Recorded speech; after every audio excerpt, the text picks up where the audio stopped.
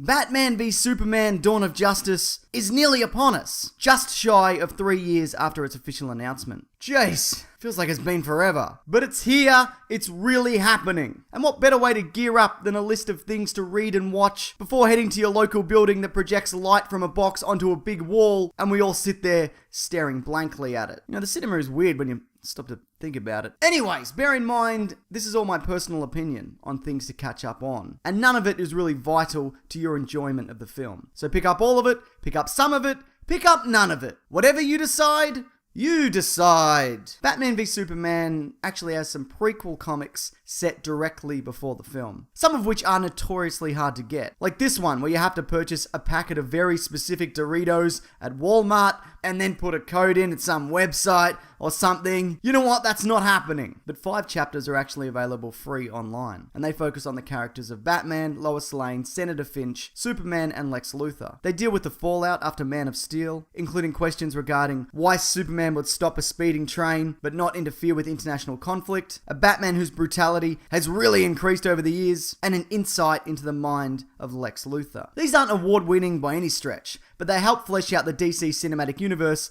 in a big way. Maybe not a big way, a medium-sized way. Next up, Batman: A Death in the Family. Batman v Superman is going to introduce us to a brand new Batman, poaching some very familiar elements from the comics, one of which being the death of a former Robin. Now at this point, we don't know which Robin that is, but in the 80s, very famously, the second Robin, Jason Todd, was beaten to death by the Joker. Now, I think we'll eventually see this story, at least partially, in live action, but for now, it's an interesting look into a very significant moment from Batman's history. And I actually prefer Under the Hood, which is a more recent follow-up story arc, but I don't think that's as relevant yet, though I do think we'll probably get to that at some point. Kinda obvious this one, but Man of Steel. Now, fans are somewhat divided on this film. For me personally, I feel there are a few missteps in it. Yeah, you're just gonna sit back and watch. You could get him. There's plenty of time. No, okay. But I also think there's some genuinely great stuff there. And look, even if you're not a fan, this is the first entry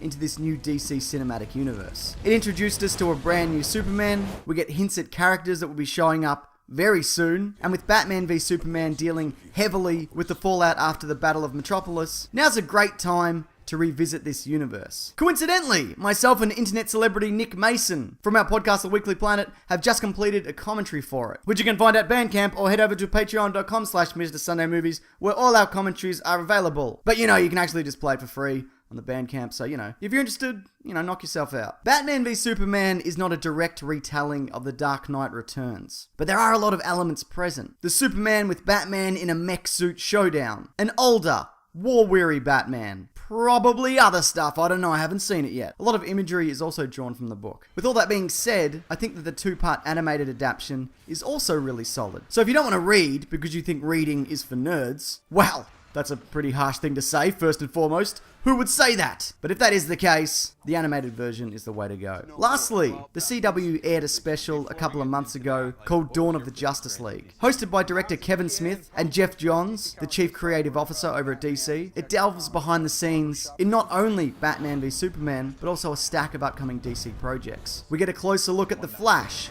Aquaman, Cyborg, as well as footage from the new Wonder Woman movie, who's said to play a massive role in Batman v Superman, as well as Suicide Squad, and even a very brief look at another, hopefully better, Green Lantern movie. This certainly isn't for everybody, it's more if you're curious about what to expect, and I think it's a great summation of everything DC has planned out over the next, 5 or so years. All of those things mentioned will be linked below if you're interested. Is there anything, though, that you're keen to look into before Batman v Superman? There's things that I haven't mentioned that are worth a peek, like the new 52 Justice League Origin that deals with their formation, or Lex Luthor Man of Steel, which offers some insight into his mind and how he orchestrates a Batman-Superman showdown, like we'll probably be seeing. To be honest, though, I'm not sure what pure Superman comics to recommend, because I don't know what stories will inform what Superman will be doing. Maybe Death of Superman because of Doomsday, but I don't know. That doesn't seem to have a whole lot to do with the film. And look, if you're keen for more Batman v Superman videos, we'll have a stack covering trailer breakdowns, 50 actors nearly cast as Superman, shockingly high kill counts for Batman